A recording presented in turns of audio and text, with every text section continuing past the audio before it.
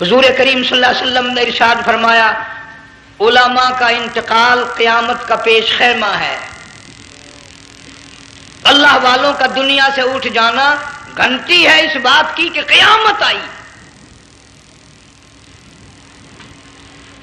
پھر ایسا اللہ والا جو کبھی کسی کو لڑا کے راضی نہیں، کسی کو بھڑا کے راضی نہیں، پورے شہر کو ملا کر لے کے چلنے والا، اللہ اور اس کے رسول کریم صلی اللہ علیہ وسلم کے صحیح راستے پہ لوگوں کو گامزن کرنے والا، آخری دم تک اسی کوشش میں، اسی سائی میں اور اللہ اللہ کرنے میں اور کرانے میں ساری زندگی گزار دی۔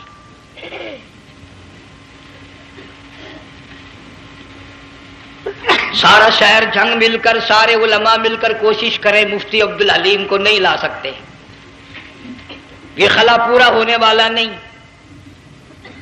پھر ساتھ ساتھ مولانا صوفی محمد یار صاحب سب قید رحمہ اللہ، وہ بھی اس دنیا فانی سے رخصت فرما گئے، ایک اچھے خاصے طبقے کو وہ بھی داغ مفارقت دے گئے۔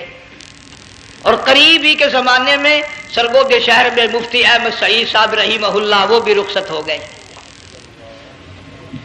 تو یقین جانو ان حضرات کا دنیا سے اٹھنا اس بات کی علامت ہے کہ ملک میں کچھ نہ کچھ ہونے والا ہے۔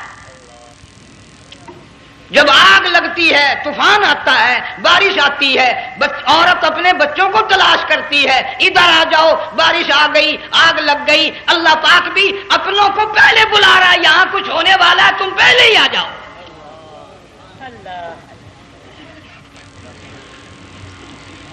اور اس طرح اشارہ فرمایا وَكَمْ أَهْلَكْنَا قَبْلَهُمْ مِنَ الْقُرُونِ،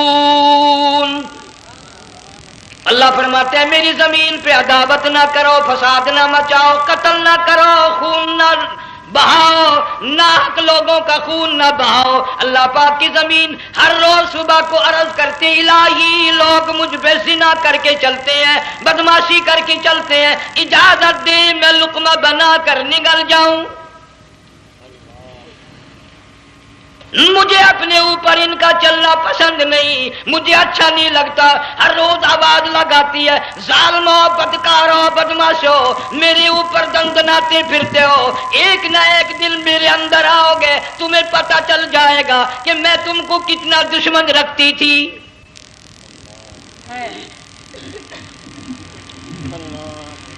آج لوگ آزاد ہو گئے، جو کسی کی سمجھ میں آتا ہے وہی بکتا ہے، جو سمجھ میں آتا ہے وہی کرتا ہے، نہ کوئی راہ متعین رہی، نہ کوئی مسلک رہا، نہ کوئی بات رہی۔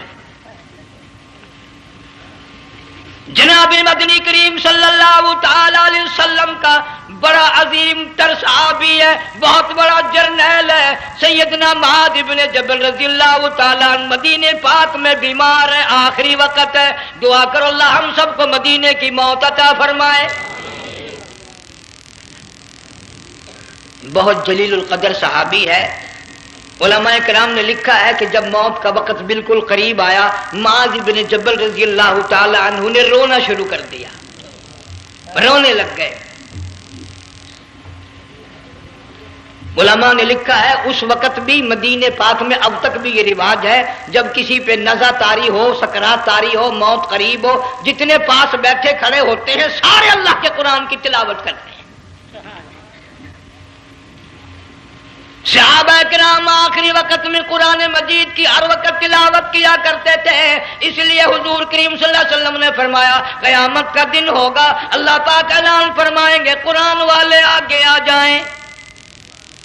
عرض کیا جائے گا قرآن والوں سے کون مراد ہے؟ حق تعالیٰ جل شانہ فرمائیں گے میں قرآن والا اس کو کہتا ہوں جو میرے قرآن سے عشق رکھتا تھا، پیار کرتا تھا، محبت کرتا تھا، اتنا پیار تھا آخری وقت تھا، ادھر موت کا جھٹکا لگا، ادھر میرا بندہ قرآن پڑھ رہا تھا،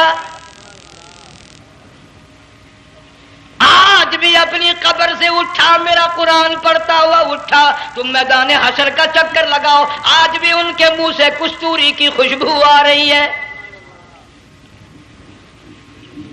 معاذ بن جبل رضی اللہ تعالی عنہ قرآن مجید کی تلاوت فرماتے فرماتے رونے لگ گئے۔ کسی صحابی نے کہہ دیا موت سے ڈر کے رو رہے ہو، موت سے ڈر گئے؟ فرمایا نہیں۔ پھر کیوں روئے؟ صحابی کہتا ہے میرے دل کی تمنا میرے دل میں رہی، میری آرزو پوری نہ ہو سکی، میری حسرت پوری نہ ہوئی، میرا ذوق پورا نہ ہوا، میرا شوق پورا نہ ہوا۔ میری تمنا تھی گرمی کا موسم ہو، رمضان کا مہینہ ہو، میں روزہ دار ہوں، جہاد فی سبیل اللہ ہو، کفر اسلام کا مقابلہ ہو، میں کئی کافروں کو قتل کر دیتا، پھر کافر بھی اکٹھے ہو کر مجھ پہ ٹوٹ پڑتے، میرا ناک کاٹ لیتے، میری زبان کاٹ لیتے، میں اللہ کی حضور میں جاتا، اللہ مجھ سے پوچھتا معاذ دنیا سے کیا لایا؟ میں عرض کرتا الہی بولوں کیسے، زبان بھی تیری نام پہ کٹا کے آیا ہوں، اور روزہ رکھ کر آیا ہوں، نیت یہ ہے کہ تیرے محبوب کے حوض کوثر کے پانی سے روزہ افطار کروں گا۔ ان اللہ والوں کی یہ موت تھی۔ مالک بن دینار رحمت اللہ علیہ ایک عجیب نوجوان کا واقعہ تحریر فرماتے ہیں، گرمی تھی، دوپہر تھی، سورج اپنی شباب پہ تھا، بڑی سخت گرمی تھی، میں نے ایک نوجوان کو دیکھا، وہ پیروں سے معذور ہے، دونوں پیر نہیں ہیں، ہاتھوں کے بل زمین پہ گھسٹ گھسٹ کے چل رہا ہے، اور گلے میں کرتا بھی نہیں، سامان کوئی نہیں، سواری کوئی نہیں، کھانے پینے کا انتظام کوئی نہیں۔ مالک بن دینار رحمت اللہ علیہ فرماتے ہیں میں نے اس نوجوان سے پوچھا کہ تو کہاں سے چلا اس حالت میں؟ کہنے لگا میں بلخ بخارے سے چلا ہوں۔ تجھے یوں ہی ہاتھوں کے بل گھسٹتے چلتے کتنا عرصہ گزر گیا؟ نوجوان کہنے لگا اللہ والے 7 برس ختم ہو کر 8واں لگ چکا ہے، اس حالت میں کہ جی ہاں اسی حالت میں تیرا کھانا پینا۔ جوان کہنے لگا والذی ہوا یطعمنی ویسقین وَإِذَا مَرِضْتُ فَهُوَ يَشْفِينِ،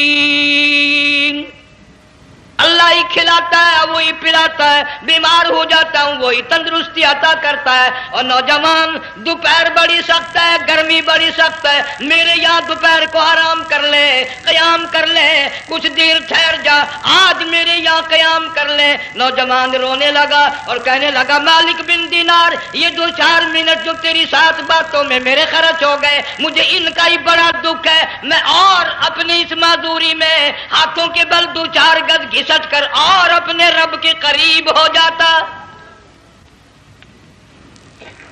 یہ جو تیری ساتھ بات کرنے میں تھوڑا سا وقت خرچ ہو گیا، مجھے اس کا ہی بڑا دکھ ہے، ارے تو تھک گیا ہوگا۔ جوان کہتا ہے تیرے دیوانے مگر چلنے سے رک سکتے نہیں، تیرے دیوانے مگر چلنے سے رک سکتے نہیں، پاؤں تھک جاتے ہیں دل ان کے کبھی تھکتے نہیں۔ میرے سامنے تھکنے کا نام نہ لو، میرے دل میں عشق کی آگ جلی ہوئی ہے، سوز و گداز کا سمندر طوفان برپا کر رہا ہے، میں نہیں تھکنا جانتا، میرے یہاں نیند کا سوال نہیں، آرام کا سوال نہیں، میں تو گھسٹ گھسٹ کر رب کے دربار میں حاضر ہوا چاہتا ہوں۔ پوچھا کہ جا کہاں رہے ہو؟ کہنے لگا بیت اللہ کی زیارت کے لیے چلا، روزے رسول اللہ صلی اللہ علیہ وسلم کی زیارت کے لیے چلا، کھانا پینا کچھ نہیں کہ نہیں، بس کہ منتظر ہوں اس گھڑی کا کہ کب وہ وقت آئے اور کب میں جا کر یوں کہوں کہ اے مدینے کی مہاجر سبز گنبد کے مکی، اے مدینے کے مہاجر سبز گنبد کی مکی، عرش ہے تیرے قدم کے فیض سے یہ سرزمین۔ کب وہ وقت آئے، کب میں مدینے کی گلیوں کو دیکھوں، کب آب و ہوا کو دیکھوں، کب مدینے کی بہاروں کو دیکھوں، کب گنبد خضرا پہ میری نگاہ پڑے، میرے دل کی تسلی ہو جائے۔ عاشق لوگ یوں ہی کیا کرتے ہیں۔ دیہات کی ایک عورت آئی رسول اکرم صلی اللہ علیہ وسلم کی وفات شریف کے بعد اور آ کے کہنے لگی بہن عائشہ رضی اللہ تعالیٰ عنہا، میں نے سنا ہے سرکار کی وفات شریف ہو گئی، کیا کہاں دفن کیا کہ اس حجرے میں؟ کہنے لگی مجھے دروازہ کھول کر قبر کی زیارت تو کرا دے۔ عورت ساتھ دیہات کی رہنے والی چوکھٹ پہ کھڑی ہو کے کہنے لگی آقا جب بھی آتی تھی زبان تیری ہوتی تھی، قرآن خدا کا سنتی تھی، مسائل پوچھتی تھی، زیارت کرتی تھی۔ اب یہ زندگی اچھی نہیں لگتی، میں تیرے قدموں میں مرنا چاہتی ہوں۔ علماء نے لکھا ہے ایک چیخ ماری، چوکھٹ پہ گر کر جان دے دی۔ سبحان اللہ۔ مالک بن دینار رحمت اللہ علیہ فرماتے میں بھی اس سال حج کے لیے گیا، مینا میں نے دیکھا کہ بڑا مجمع لگا ہوا ہے ایک جگہ، تو میں بھی گیا کہ یہ لوگ کیوں اکٹھے ہیں۔ میں نے لوگوں میں سے جھانک کر دیکھا تو وہی نوجوان بیٹھا ہے جس کو میں نے دوپہر کے وقت دیکھا تھا، وہی حالت ہے، گلے میں کرتا نہیں، گٹھڑی نہیں، ٹھیلا نہیں، سامان نہیں، اور رو رو کے یوں کہتا مولا آج کسی نے دمبی کی قربانی دی، کسی نے بکری کی قربانی دی، کسی نے اونٹ کی قربانی دی، کسی نے گائے کی قربانی دی، میں فقیر ہوں، میں مسکین ہوں، میں بالکل مفلس اور نادار ہوں، میرے پاس تو یہ میری جان ہے، میں اس کی قربانی دیا چاہتا ہوں، قبول فرما۔ ہزاروں لاکھوں لوگوں کے سامنے ایک چیخ ماری اور مینا میں جان دے دی۔ اس حالت میں ان اللہ والوں کا آخری وقت آتا ہے۔ ایک ہم لوگ مرتے ہیں ایکسیڈنٹوں میں، سڑکوں پہ، ادھر موت کا جھٹکا لگ رہا، ادھر منہ میں کنجری کا گانا۔ ارشاد فرمایا مدنی کریم صلی اللہ تعالی علیہ وسلم نے سیاتی علی الناس زمان، او لوگوں میری امت میں ایک وقت ایسا آئے گا لوگ اتنے برباد ہو جائیں گے، صبح کو آدمی مومن مسلمان ہوگا، شام کو موت آئی تو جنازہ کافر کا اٹھ رہا ہوگا۔ گھروں میں، محلوں میں آج موت آتی ہے، کنجری کا گانا منہ میں ہوتا ہے، ادھر دم نکل رہا ہے، ادھر کنجری کا گانا کانوں میں آواز آ رہی ہے، میت کو غسل دیا جا رہا ہے، کنجری کی آواز آ رہی ہے، جنازہ اٹھا کر لے جا رہے ہیں، کنجری کی آواز آ رہی ہے، قبر میں میت اتاری جا رہی ہے، کنجری کی آواز آ رہی ہے، قبر پہ مٹی ڈالی جا رہی ہے، کنجری کی آواز آ رہی ہے۔ اس ماحول میں، اس معاشرے میں ہم کس طرح ایمان اور یقین اور ایمان ساتھ لے کر مریں گے؟ ہزاروں نہیں، لاکھوں کو مرتے وقت کلمہ نصیب نہیں۔ قسم دے کر پوچھو ماں مر رہی ہے، کلمہ منہ سے نہ نکلا، باپ مر گیا منہ سے کلمہ نہیں نکلا، بیگم صاحبہ چل بسی منہ سے کلمہ نہیں نکلا، ہزاروں چلے گئے اور اپنے جانے کا پھر بھی یقین نہ آیا۔ تم نے کبھی سوچا تک نہیں، خیال تک نہیں کیا؟ ارشاد فرمایا مدنی کریم صلی اللہ تعالی علیہ وسلم نے اور لوگوں ابو ہریرہ رضی اللہ تعالیٰ عنہ سے پوچھا تو کیوں رویا؟ عرض کرنے لگا میرے آقا اتنی کمزوری کبھی نہ دیکھی، اتنی ضعیفی کبھی نہ دیکھی، اتنی ناتوانی کبھی نہیں دیکھی، چہرہ انور بالکل کمزور ہو گیا۔ آپ نے ٹھنڈا سانس لے کر فرمایا ابو ہریرہ تجھے معلوم نہیں موت بالکل قریب آ گئی، بالکل قریب آ گئی موت۔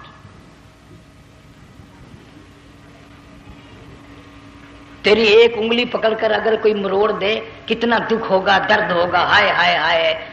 جنگ والوں کبھی تم نے سوچا نہیں 360 رگیں ٹوٹیں گی کیا حال بنے گا، اعضاء چھوٹیں گے، سر کے بالوں سے لے کر پیروں کے ناخنوں تک ہر جوڑ کو توڑ کے رکھ دیا جائے گا،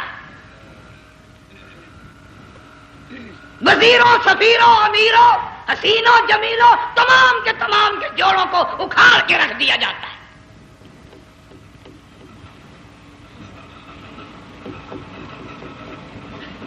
پروگرام تک نہیں مرد عورتوں کا کہ یہ دنیا کسی کی نہ بنی، قبر میں آخر جانا ہی جانا ہے۔ علماء کرام نے لکھا ہے کہ حضرت عیسیٰ علیہ السلام کے پاس لوگ آئے اور کہنے لگے نئی نئی قبروں سے مردے زندہ کر کے دکھاتے ہو، آؤ ہم ایک پرانی قبر پہ لے کے چلتے ہیں، مردہ زندہ کر کے دکھاؤ۔ عیسیٰ علیہ السلام تشریف لے گئے، فرمایا قم باذن اللہ، ایک نوجوان زندہ ہو کر قبر سے نکل کر سامنے آ کر کھڑا ہو گیا۔ عیسیٰ علیہ السلام نے پوچھا تو کون ہے؟ وہ کہنے لگا میرا نام سام ہے، میں حضرت نوح علیہ السلام کا بیٹا ہوں۔ تو پیغمبر کا دماغ تو پیغمبر کا ہوتا ہے نا۔ فرمایا تجھے تو بڑا عرصہ قبر میں گزر گیا، کتنے ہزار سال قبر میں گزر گئے؟ کہ جی ہاں۔ عیسیٰ علیہ السلام نے فرمایا یار ملاقات تو اللہ نے کرائی دی، قبر کا کچھ حال تو بتا کیا بنتی ہے؟ قبر کا کچھ ماحول بتا، قبر کی خبر بتا۔ علماء کرام نے لکھا وہ نوجوان رونے لگا اور کہنے لگا عیسیٰ علیہ السلام تو قبر کی خبر پوچھتا ہے، قبر کا حال پوچھتا ہے، قبر کا ماحول پوچھتا ہے، قبر کا معاملہ مجھ سے پوچھتے ہو، آپ مجھ سے پہلے یہ کیوں نہیں پوچھتے کہ موت کا جھٹکا کتنا شدید ہے؟ نوجوان رو کے کہنے لگا عیسیٰ علیہ السلام کتنے ہزار سال میری موت کو گزر گئے، پر مالک کائنات کی قسم آج تک میرا منہ کڑوا ہے۔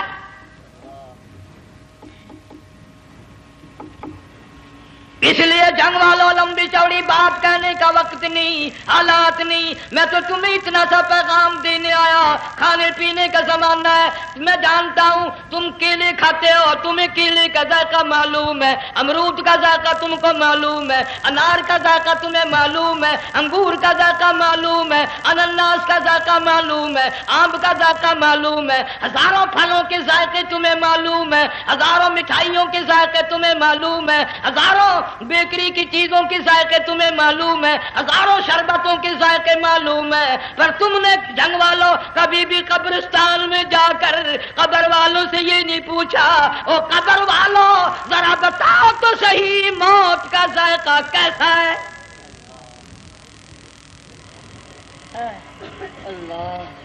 تم نے چکھا نہیں، جنہوں نے چکھا وہ بتانے نہ آئے کیسا ذائقہ ہے۔ اس لیے قرآن کہتا کلا اذا بلغت التراقی وقیل من راق وظن انه الفراق والتفت الساق بالساق الى ربك يومئذ المساق۔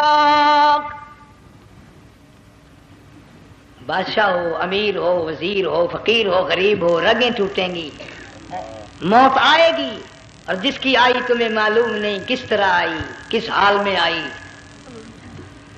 جن کے دلوں میں ان باتوں کا خیال آیا، خدا کی قسم صحابہ کرام میں سے اتنے رویا کرتے تھے آنکھیں ختم ہو گئی۔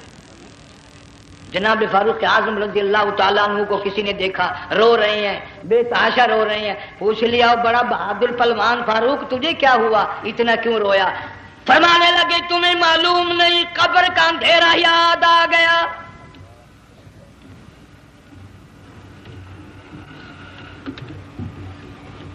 ایک 1,29,000 صحابہ کرام اس آخرت کے لیے قربانیاں دیتے آئے، اولاد کی قربانی دی، مال کی قربانی دی، جان کی قربانی دی، جو کرنا پڑا وہ کر گزرے، لیکن محمد عربی صلی اللہ علیہ وسلم کا دامن نہ چھوڑا۔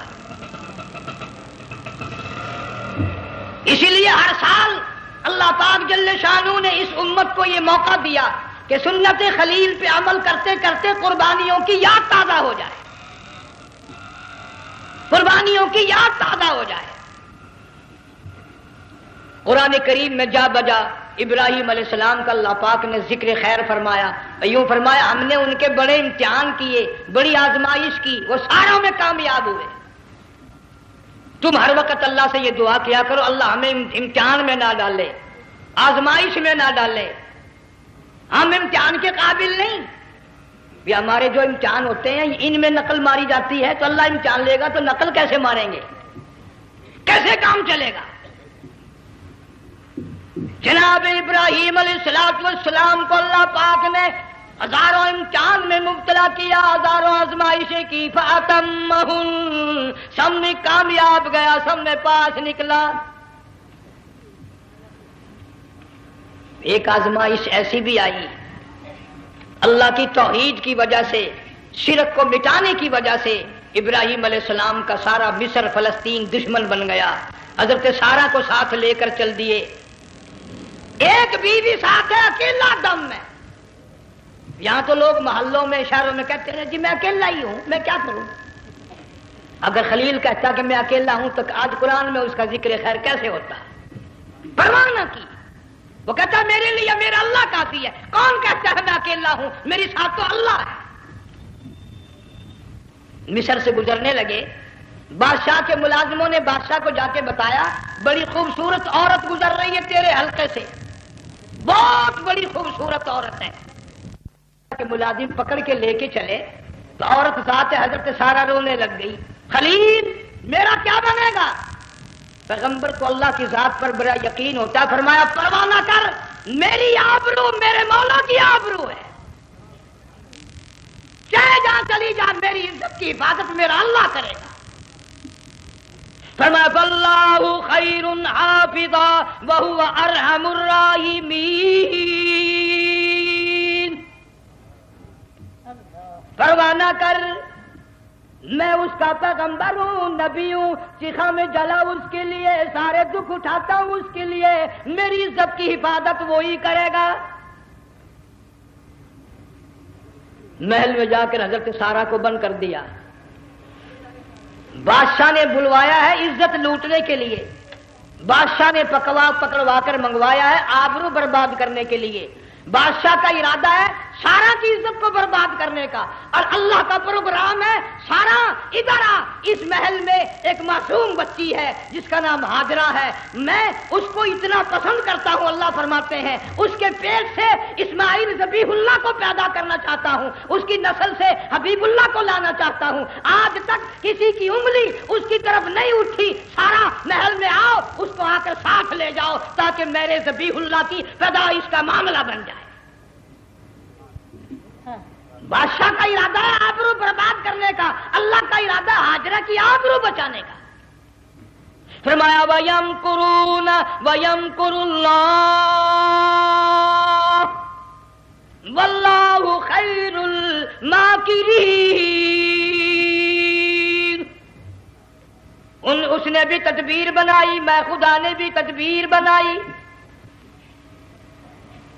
بادشاہ آیا حضرت سارہ کے قریب برائی کا ارادہ کر کے، مفسرین نے لکھا ہے حضرت سارہ نے فرمایا مجھے 2 رکعت نماز پڑھنے دے۔ یہاں سے پتہ چلا کوئی پاک دامن عورت، کوئی نیک بیٹی اگر غنڈوں میں بدماشوں میں پھنس جائے، عزت بچانے کا طریقہ یہ ہے وضو کر کے اللہ کے سامنے نیت تو باندھ، تیری عزت کے لیے وہ فرشتے بھیجے گا۔ علماء کرام نے لکھا ہے کہ ایک جہاز سمندر میں چل رہا ہے، طوفان آیا، جہاز تختہ تختہ ہو گیا، کچھ لوگ غرق ہو گئے، ڈوب گئے، کچھ تختوں پہ بہ کر کے چلنے لگے، ایک عورت گود میں بچہ ہے، ایک حبشی نوجوان دوسرے تختے پہ بیٹھا ہوا جاتا ہے، اس نے عورت اکیلی دیکھ کر اپنا تختہ چھوڑ دیا اور بدماشی کے ارادے سے عورت کے تختے پہ آ بیٹھا۔ تم جنگ والے سوچ رہے ہوگے کہ ڈوبتے وقت بھی باز نہ آئے، یہ سیلاب آتے ہیں لوگ بدماشیوں سے باز آئے؟ ڈوب گئے مگر باز نہ آئے، بغیرتی لوگ کرتے ہی رہے۔ علماء کرام نے لکھا حبشی نوجوان نے عورت کا بچہ چھینا سمندر میں پھینک دیا، عورت روئی اور کہنے لگی میرے اللہ بیٹھی رہتی ہوں، عزت جاتی ہے، حرکت کرتی ہوں، ڈوب جاؤں گی، میں نے سنا ہے سمندر کی گہرائیوں سے تو نے یونس علیہ السلام کی سنی تھی، میں تو پانی کے اوپر بہ رہی ہوں، مولا میری آبرو بچا، میرا ایمان بچا، میری عزت بچا، تیرے سوا میری سننے والا کوئی نہیں، لا الہ الا انت سبحانک انی کنت من الظالمین۔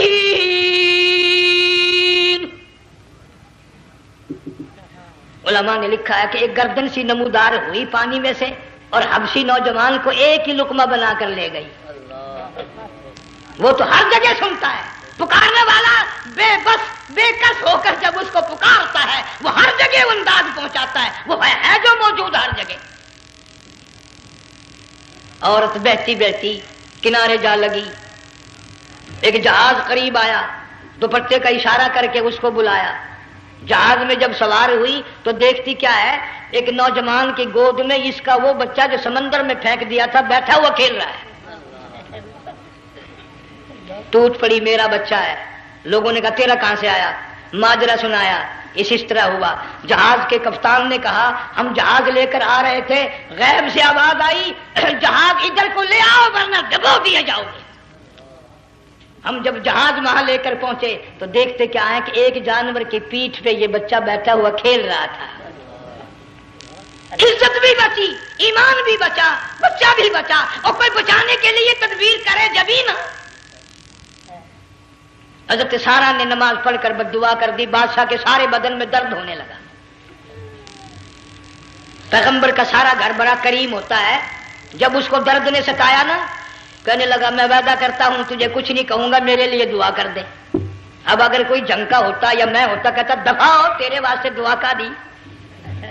لیکن حضرت سارا نے پھر جولی پھیلا دی. مولا وعدہ کرتا ہے، بدماشی سے توبہ کرتا ہے، اس کو تندرستی عطا فرما دے. اللہ نے تندرستی عطا کر دی. وہ پھر کہنے لگا لو ایسی حسین عورت کب ہاتھ آئے گی، پھر برائی کے لیے تیار ہو گئے. یہاں سے پتہ چلا کہ یہ جو گنڈے بدماش ہوتے ہیں ان کی قسم کا بھی کوئی یقین نہیں.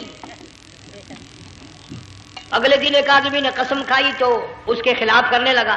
لوگ کہنے لگے کہ تو نے قسم کھائی تھی، قرآن اٹھایا تھا.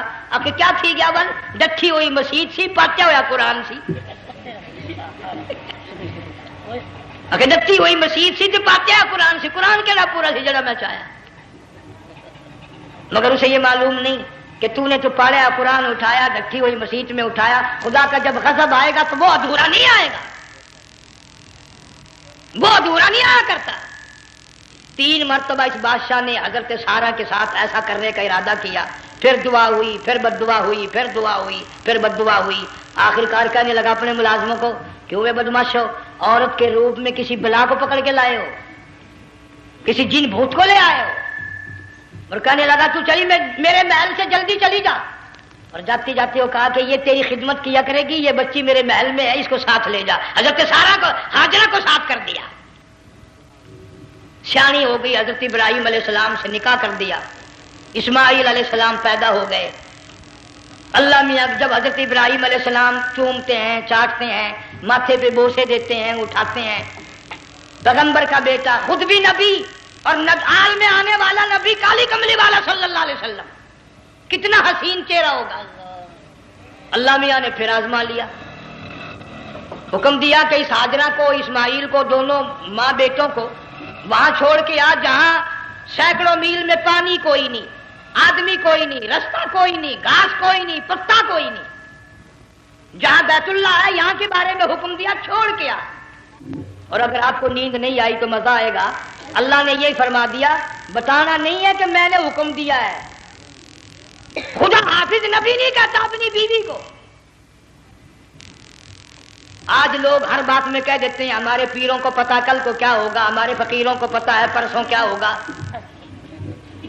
وہ بڑی مدت کی بات ہے. یہی موسم تھا، چماسا گرمی تھی. انارکلی لاہور سے ہم کئی ساتھی گزر رہے تھے. فٹ پاتھ پہ بیٹھا ہے ایک ملنگ، چاروں طرف لوگ کھڑے، بڑا مجمع. کافی دنوں کی تو بات ہو گئی. ہاتھوں کی لکیر دیکھ کر لوگوں کی تقدیر بتا رہا تھا. کسی کو کہتا تھا تجھے بڑی اونچی پوسٹ ملے گی، کسی کو کہتا تھا تیری شادی بڑی فرسٹ کلاس لیڈی سے ہوگی. وہ بابو تو کوڈا ہی ہو جاتا تھا، لیڈیوں پہ بڑے مرائے یہ لیڈے. کوئی کام نہیں، رات دن بس لیڈیوں کے پیچھے ہی پھرنا ہے. اللہ. میں نے اپنے ساتھیوں سے کہا، میں نے کہا میں بھی تقدیر پوچھتا ہوں اپنی. کہنے لگے شرارت ہو جائے، یہ منع کر ہے. ساری دنیا پر ہاتھ دکھا رہی ہے، کوئی شرارت نہیں، میرے ہاتھ میں شرارت ہے. 1 روپیہ لے رہا تھا وہ، میں بھی لوگوں میں گھساتا بھیڑ میں سے اوپر نیچے ہی ہوتا میں بھی پہنچ گیا. اور دونوں گھٹنے میں نے زمین پہ رکھ دیا، روپیہ ہاتھ میں. میں نے اس کا ذکر کہا، میں کہا ملنگ جی اگر اب ویکھیا میری شادی ہو جائے گی کہ نہیں. اب اس نے دیکھ کے میری طرف کہنے لگا، اس نے سوچا کہ یہاں اچھے بھلے کو نہیں ملتی پاکستان میں، اسے کون دے گا. اچھی طرح میرا ہاتھ دیکھا بھی نہیں، جھٹک کے کہنے لگا نو تیری شادی نہیں ہونی. میں کیا کھوتے تیرے باپ کے 8 بچے کھیل رہے ہیں.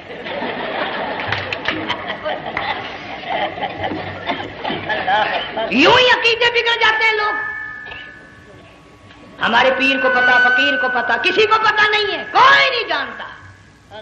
فرمایا وما تدری نفس ماذا تکسب غدا،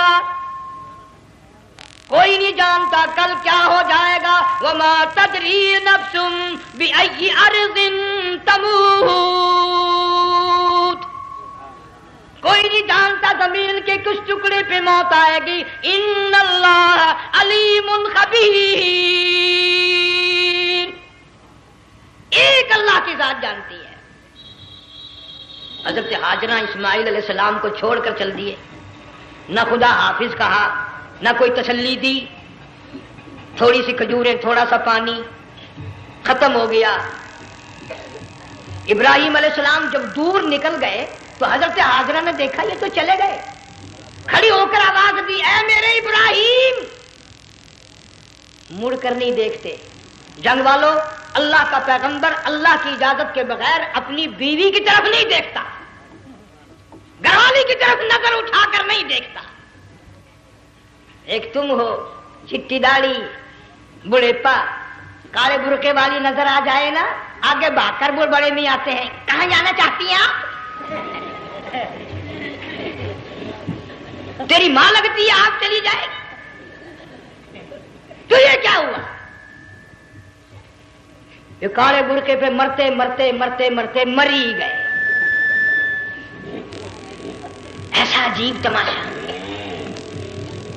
وہ لاہور پلیٹ فارم پر پھر رہی تھی نا ایک لیڈی برقع اوڑے, آ گیا ایک لیڈا, کہنے لگا سیون اپ لاؤ. نے کہا لے آئے. انہوں نے کہا واہ واہ کام بن گیا. وہ سیون اپ لے آیا. تھوڑی دیر کے بعد کہنے لگا میرے خیال میں پھینٹا بھی ہو جائے. انہوں نے کہا لے آئے. انہوں نے کہا سبحان اللہ, پکا کام ہو گیا. وہ سیون اپ بھی پی لی, پھینٹا بھی ڈکار گئی. تھوڑی سی دیر کے بعد کہنے لگا سیب لے آؤں. وہ لے ہی آیا سیب. کیا آپ کے لیے میں سیب لایا ہوں, آپ کھائیں.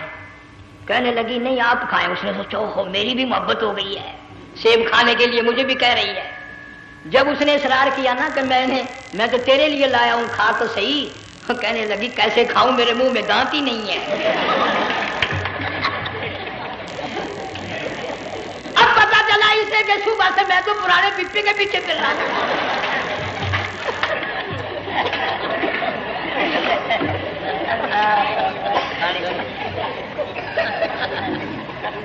صرف برقع دیکھا چل دی. یہاں پیغمبر اپنے گھر والی کی طرف نہیں دیکھتا. حضرت ہاجرہ نے اسماعیل علیہ السلام کو سینے سے لگایا. عرب کی قداور مائی, طاقتور مائی, دوڑ لگا کر حضرت خلیل کا راستہ آ کے روک لیا اور کہنے لگی میں جوان عورت, یہ پیارا نور نظر, یہ لخت جگر, شکل تو دیکھو, صورت تو دیکھو, ہمیں یہاں چھوڑ کے جا رہے ہو. اللہ کا پیغمبر بولتا نہیں. پتہ چلا پیغمبر اللہ کی اجازت کے بغیر سانس نہیں لیتا, آنکھ کا اشارہ نہیں کرتا. حضرت ہاجرہ رونے لگ گئی, میرے خلیل, میری ابراہیم, میرا قصور بتاؤ, میرا جرم بتاؤ, میری خطا بتاؤ, میرا گناہ بتاؤ. معافی چاہوں گی, معذرت کروں گی. اس بچے کا کیا گناہ ہے, اس میدان میں چھوڑ کے چلے ہو. بولتے نہیں ہیں, اللہ کی طرف سے بولنے کی اجازت نہیں ہے. حضرت ہاجرہ نے خود ہی قیاس لگایا, سوچتی ہیں پیغمبر تو کسی پہ ظلم نہیں کرتا. وہ کہنے لگی خلیل کہیں اس رب کا حکم تو نہیں, کہیں اس اللہ کا یوں حکم تو نہیں. جنگ کے لوگوں اگر خلیل ہاں کہہ دیتا تو کیا حرج تھا, ہاں نہیں کہتا, اجازت نہیں, تاکہ ہاجرہ کے یقین ایمان کا امتحان مکمل ہو. مفسرین نے لکھا ہے کہ حضرت ابراہیم علیہ السلام نے سر کا یوں اشارہ کیا, بس ذرا سا ہاں. پھر عورت کا ایمان دیکھ, یقین دیکھ. یہی نہ بیٹھی, دوڑ کے وہاں گئی ہے جہاں پہلے بٹھا کر آئے تھے اور کہنے لگی ابراہیم جاؤ, میں جانوں میرا رب جانے, پرواہ نہیں. راتیں آتی ہیں چلی جاتی ہیں, دن آتے ہیں گزر جاتے ہیں. تھوڑی سی کھجوریں تھی وہ ختم ہو گئی, پانی ختم ہو گیا, بھوک اور پیاس نے بے چین کر دیا. اسماعیل علیہ السلام کی اتنی لمبی زبان باہر نکلا. دو پتھر کھڑے کر کے اوپر ایک پتھر رکھ کر چھاؤں بنائی, اس کے نیچے لٹا دیا اور پھر چکر لگایا. کبھی صفا پہاڑی پہ چڑھتی ہے, کبھی مروہ پہاڑی پہ چڑھتی ہے, کبھی اترتی ہے اور ڈھلوان میں سے بھاگ کر چلتی ہے. جب اپنا بچہ نظر نہیں آتا, سارے کہہ دو اللہ بڑا بے نیاز ہے, اللہ بڑا, زور سے کہو اللہ بڑا. کسی کے 500 سال کے سجدے رد, کسی کی ہزاروں سخاوت صدقات رد, کسی کی چال منظور، کسی کی رفتار منظور، کسی کی ٹور منظور. اور یوں فرمایا ہاجرہ میری رحمت کی تلاش میں آج جو تو نے دوڑ لگائی ہے، یہ تیری چال ڈال رفتار ٹور ہمیں اتنی پسند آ گئی، اتنی پسند آ گئی کہ آج کے بعد خلیل اللہ کیوں نہ ہو، ذبیح اللہ کیوں نہ ہو، کلیم اللہ کیوں نہ ہو، روح اللہ کیوں نہ ہو، حبیب اللہ کیوں نہ ہو، صحابہ کرام کیوں نہ ہو، قطب ابدال غوث کیوں نہ ہو. میری ہاجرہ مجھے اپنی کبریائی کی قسم جب تک وہ تیری چال چل کے نہ دکھائے گی حاجی کا لانے کا حقدار نہیں ہو سکتا. تیری رفتار اسے چلنی پڑے گی. فرمایا ان الصفا والمروۃ من شعائر اللہ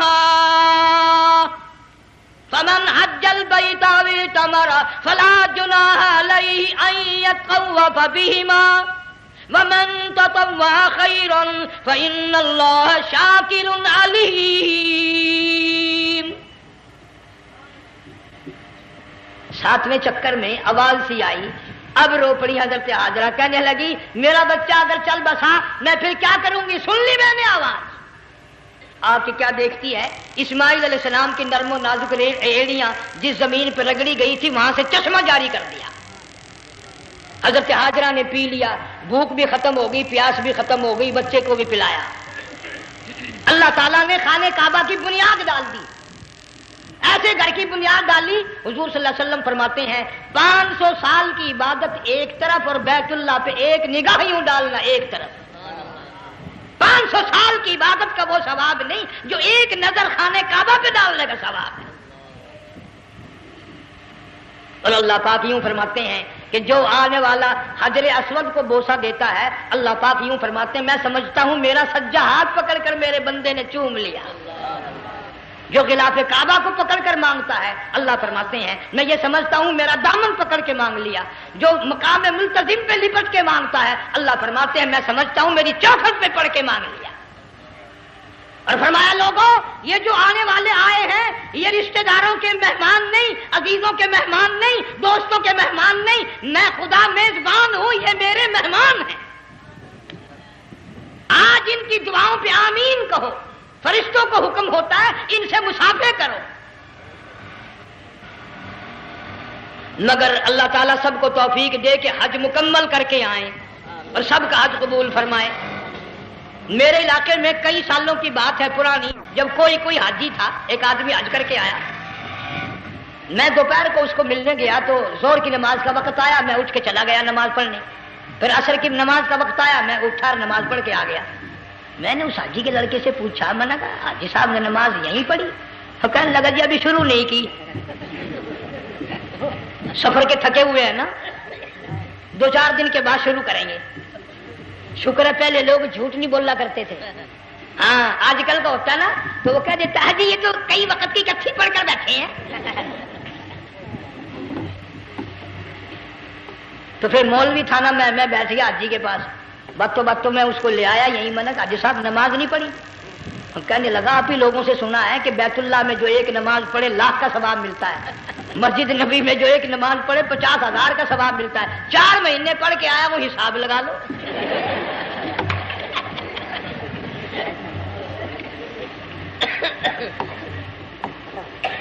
مسائل سیکھتے نہیں، ارکان اور آداب بیت اللہ کے سیکھتے نہیں.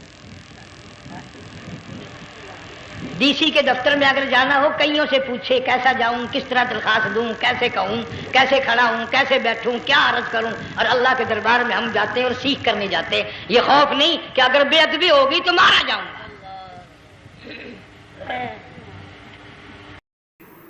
دوستو بیان کیسا لگا کمنٹ میں ضرور بتانا اور اپنے دوستوں کے ساتھ شیئر ضرور کرنا. اللہ ہم سب کو اس بیان پر عمل کرنے کی توفیق عطا فرمائے. تو دوستو پھر ملتے ہیں اگلی ویڈیو میں. جب تک اپنا خیال رکھیے، ہمیں دعاؤں میں یاد رکھیے. السلام علیکم ورحمۃ اللہ وبرکاتہ.